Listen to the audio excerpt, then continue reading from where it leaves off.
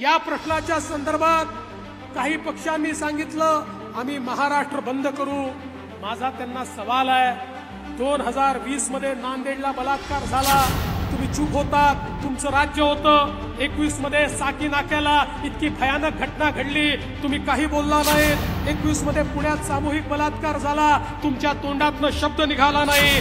21 मध्ये बीड मध्ये बलात्कार झाला, तुम्ही काही बोलला नाहीत। सिंधुदुर्ग मध्ये झाला, तुम्ही काही बोलला नाहीत। अरे एवढंच काय, कोविड सेंटर मध्ये बलात्कार झाला, तुमच्या तोंडून काही निघालं नाही।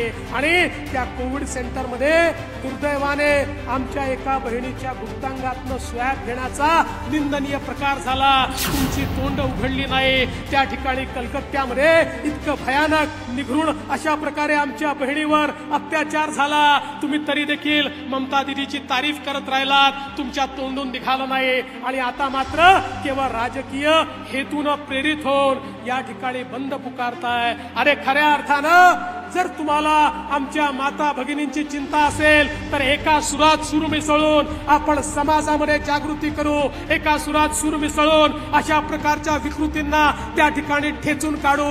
पण तुम्हाला त्या ठिकाणी निव्वळ राजकारण करायचं आहे। अशा राजकारणाला आई जिजाऊंचा महाराष्ट्र कधी बळी पडणार नाही।